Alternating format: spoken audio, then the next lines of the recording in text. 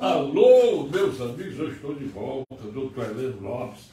Ontem eu me esqueci de dizer que era o dia 22 de fevereiro, mas hoje eu vou dizer, quinta-feira, 22 de fevereiro de 2023.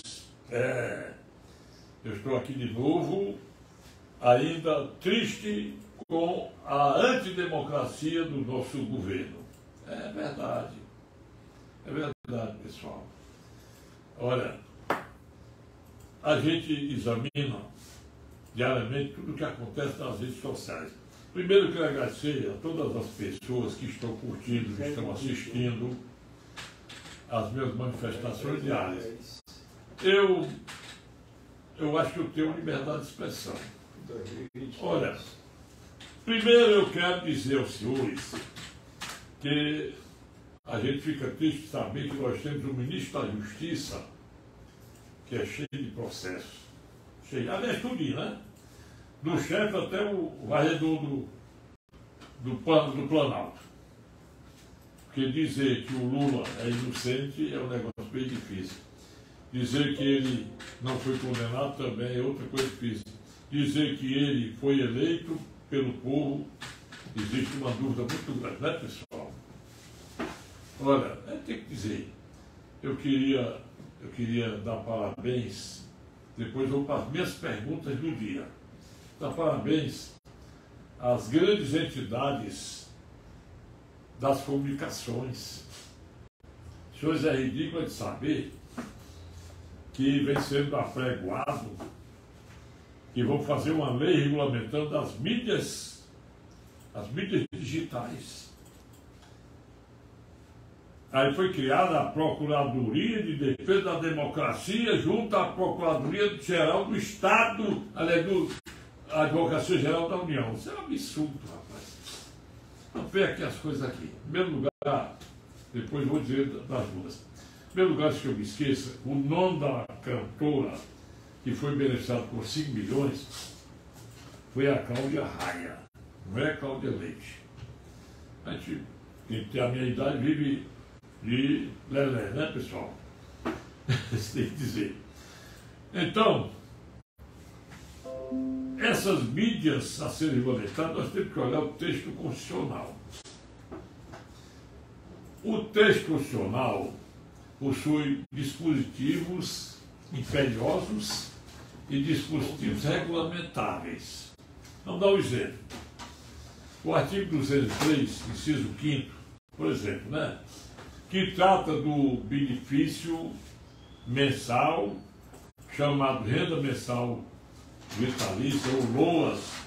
Diz lá, todo idoso com mais de 65 anos ou deficiente tem direito a um salário mínimo por mês, segundo a lei. Aí vem uma lei complementar ou uma lei ordinária e regulamenta. Mas quando a Constituição diz imperiosamente, não pode haver regulamentação.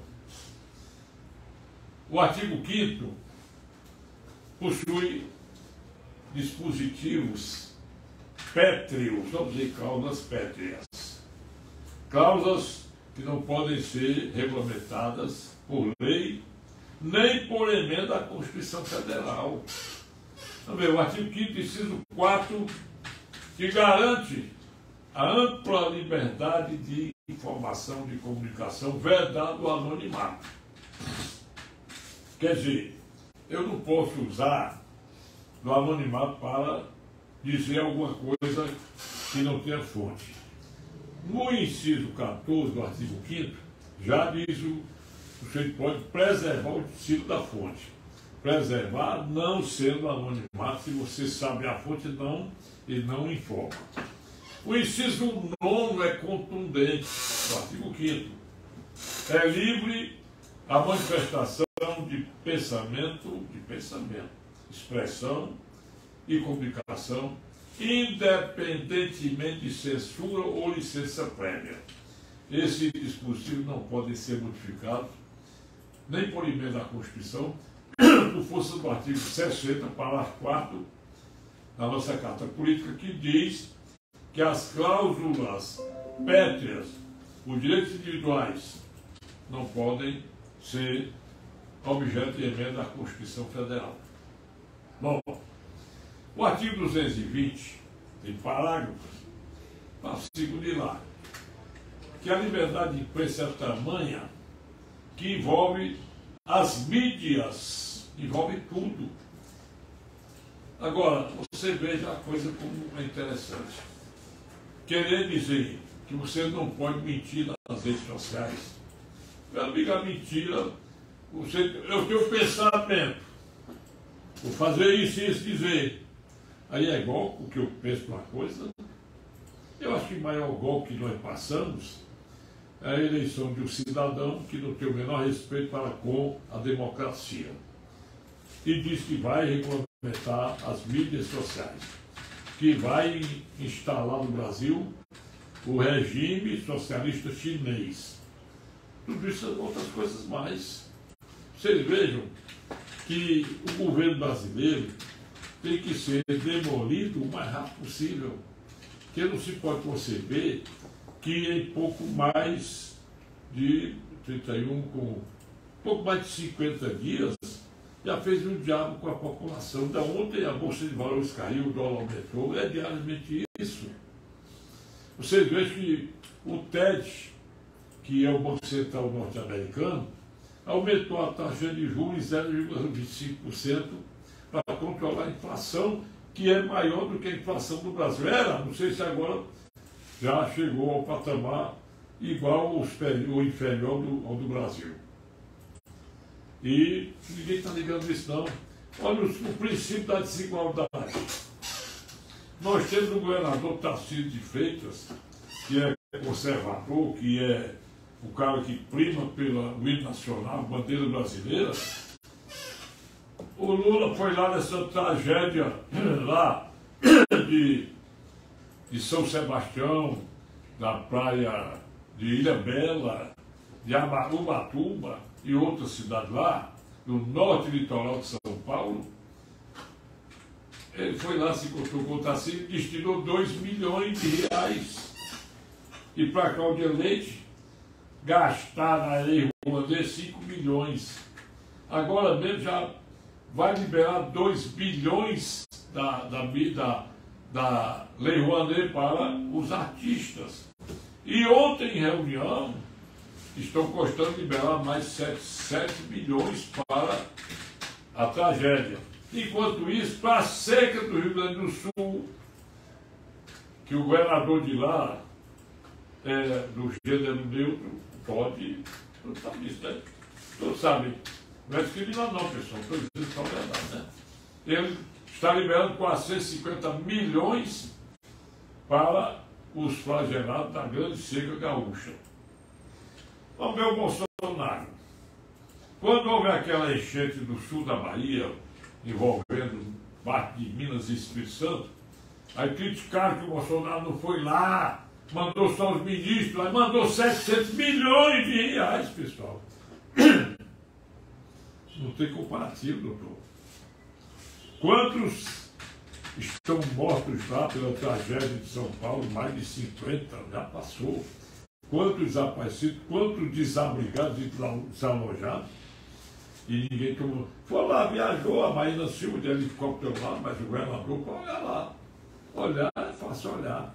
Mas se eu ouvir aquela música Nordeste Independente, interpretada pela essa mina, aquela lá da Paraíba, né? Belba Ramalho, você vai ver que o cara passa por cima e olha lá tudo e não resolve nada. Bom, pessoal, agora eu vou fazer as perguntas que eu gosto de fazer. E Celso, ministro Alexandre de Moraes. O nosso amigo doutor Roberto Barros está dizendo que Vossa Excelência já mandou liberar o dinheiro bloqueado do PR. Eu não ouvi nada a esse respeito, não. Mas eu quero fazer uma pergunta. Quando o artigo 14, parágrafo 10º da Constituição Federal diz, desculpe aí, quando eu estava derramando água pelas narinas, quando diz que após a diplomação,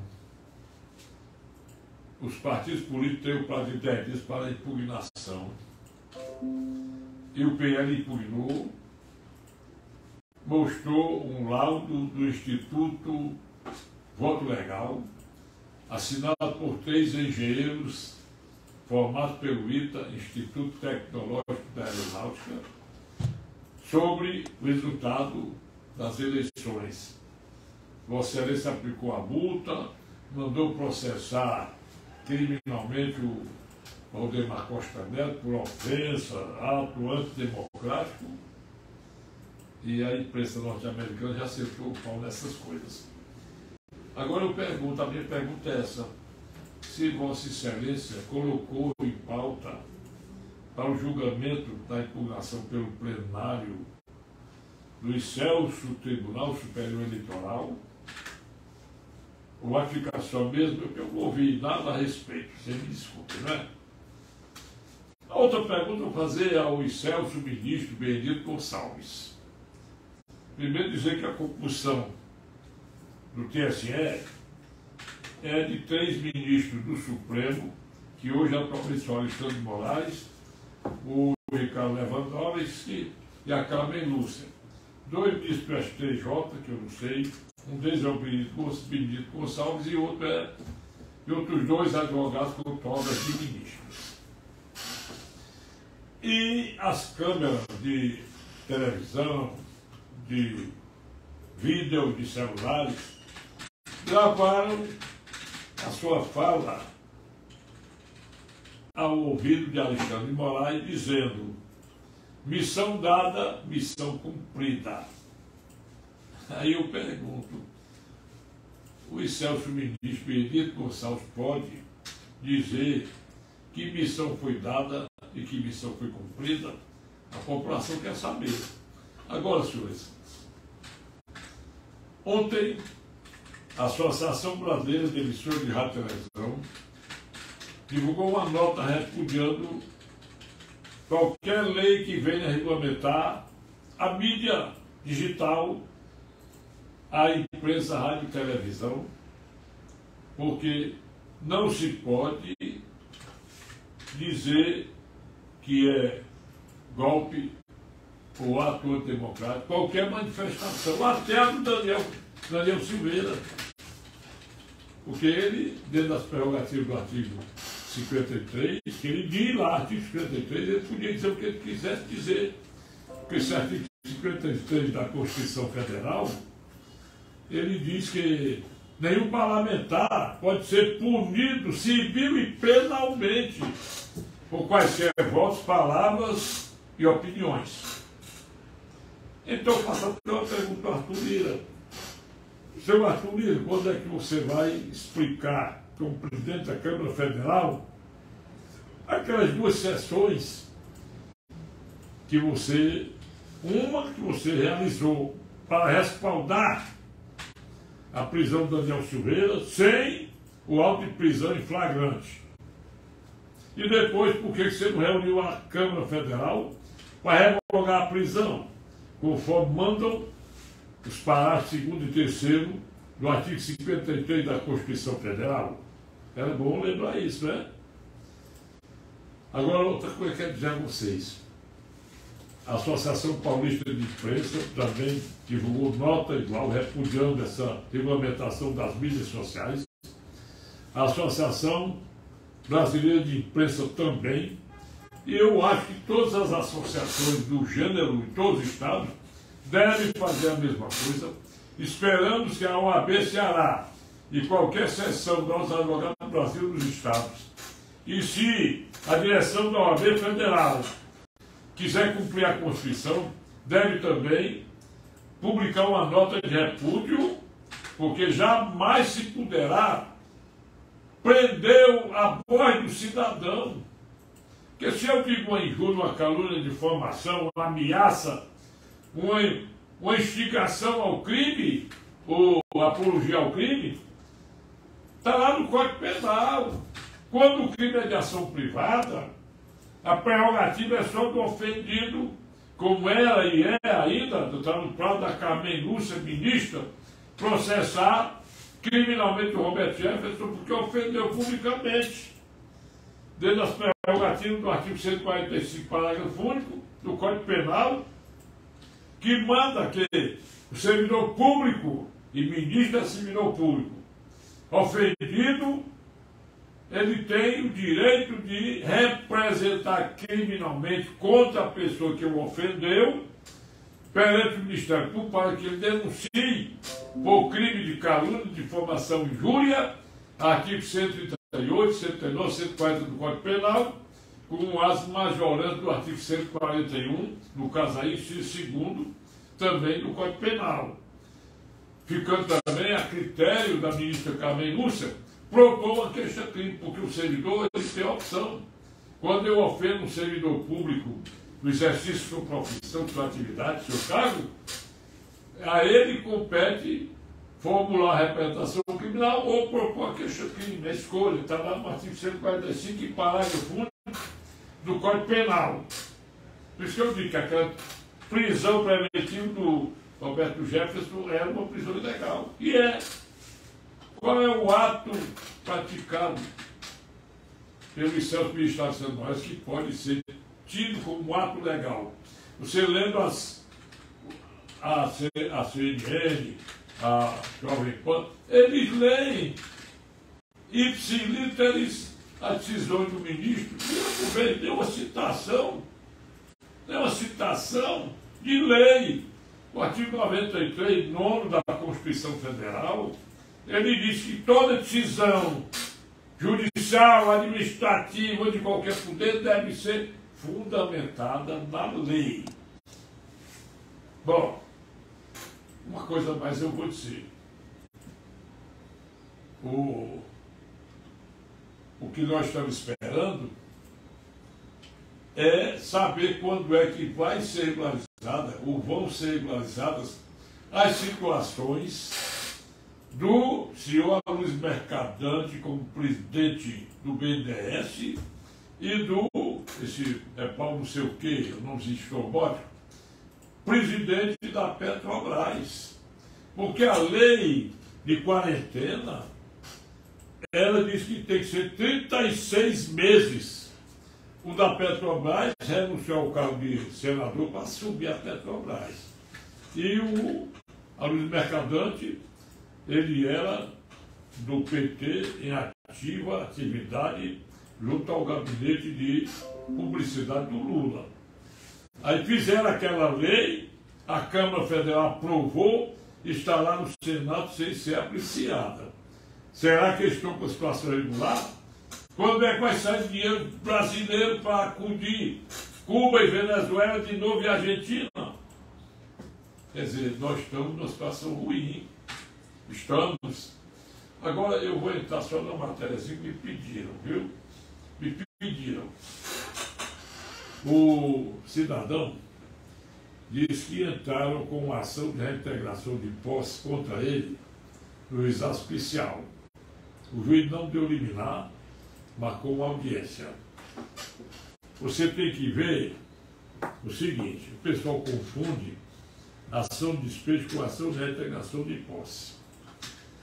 Para a ação de reintegração de posse, as diligências previstas no artigo 3º, inciso 4º, né? 2º e 4º, 3º e 4º. E o artigo 4º da lei do juizado especial, lei 90/99, de 26 de setembro de 95, são situações parecidas, mas fáceis de distinguir pelas obrigações contidas na lei. E vou dizer quais são. Primeiro, quando o artigo 3º define a competência no caso de reintegração de posse, é preciso que o imóvel tenha valor de avaliação igual ou inferior a 40 salários mínimos. Ele diz que o imóvel objeto da lide é um imóvel superior a R$200 mil. Aí já elimina. Para o despejo, mas uma mansão no valor de R$1 milhão, o cara entra com despejo no juizado especial para uso próprio e não leva em conta o valor do imóvel.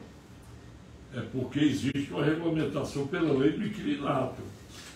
Primeiro, o artigo 58, inciso 3º da lei do inquilinato, Lei 8245, de 10 de outubro e 21 de outubro de 1991, diz que o valor da causa em toda ação de despejo, qualquer que seja o tipo de ação de despejo, é obrigatório o valor da causa ser de 12 vezes o aluguel.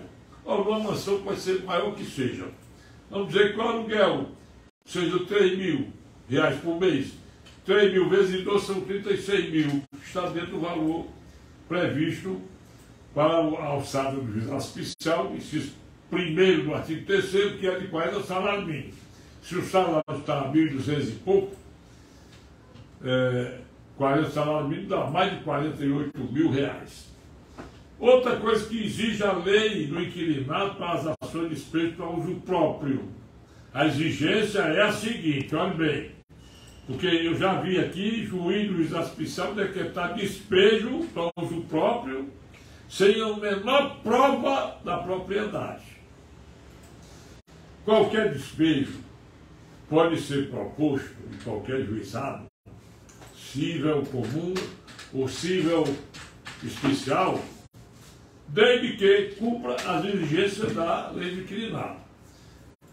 O contrato de locação pode ser escrito ou verbal, por tempo determinado ou indeterminado. Agora, quando você pede na justiça uma ação de despejo para uso próprio, uso de ascendente ou descendente, ou cônjuge, você tem que cumprir o inciso 3º do artigo 47, combinado com o parágrafo 2º também do artigo 47 da lei do inquilinato, que exige a prova de que você tem um título de domínio registrado. Você faz uma compra e venda pela Caixa Econômica, tem lá no fim do contrato um carimbinho, pré-notado, matrícula número tal, tudo direitinho. Então ali garante a você entrar com ação de despejo para uso próprio. Mas se você não tem uma escritura registrada, qualquer que seja a origem dela, você não pode ingressar em qualquer vara comum da justiça ou qualquer juizado especial pedindo um imóvel para uso próprio ou para o seu filho. Aqui teve um caso escrachante e eu não pude dar jeito que aceitou esse transtorno julgado. O cara, rapaz, o restaurante, o cara disse que queria o despejo para uma filha exercer atividade comercial. E o juiz julgou procedimentação, pessoal. É ridículo, né? Sabe por quê? Olha bem. Quando eu peço para uso próprio, ou para uso de descendente, existe a presunção de que eu estou necessitando. Se eu não ocupo até 180 dias no dia do despejo, eu estou cometendo ou crime ou contravenção que estão previstos nos artigos 43 e 44 da lei do inquilinato. Agora veja, para eu pedir uma casa para um filho meu residir, eu tenho que provar, primeiro, que ele é meu filho. Segundo, que eu sou o titular do domínio da casa, ou do apartamento. Terceiro, que ele não tem local para fixar residência. Como é que eu faço isso?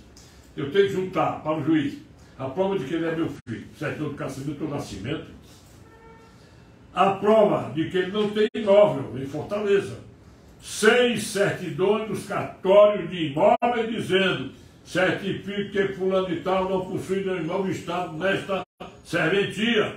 Se ele for casado, tem que ser uma certidão do nome dele e outra do nome da mulher dele. Aí provar que ele não tem onde residir. Agora, pedir para uma filha praticar atos comerciais, decretar o despejo para uso próprio, aliás, uso de uma filha, de um imóvel comercial que não tem registro, e a filha não provou que está necessitando, e muito pior, pedir para a filha comercial, meu amigo, a gente tem que bater palma para quem inventa uma decisão dessa. Bom dia para vocês, obrigado, desculpem, curtam, compartilhem, mandem seu sim ou seu não, gostei, não gostei, que eu quero um número bem grande, como eu vi na terça de carnaval, um monte de gente me assistindo ao vivo. Bom dia, boa tarde, boa noite. Um abraço para o Luciano Anastácio de Castro, grande advogado e amigo, autor da rádio Jovem Pan News Fortaleza. Para você também, doutor, quem foi que eu vi? Átila Bezerra, advogado, meu amigo, foi vereador de Fortaleza, presidente do Ceará Esporte Clube. Só não gosto de você porque você é presidente do Ceará, porque eu estou só dois times aqui do Ceará. Eu torço Fortaleza e Ceará. Ainda mais você é doido, não. Eu torço o Fortaleza para ganhar, o Ceará para perder. Vou dizer para vocês. Meu zap, 85 é o DDD 999453883. Obrigado e até amanhã.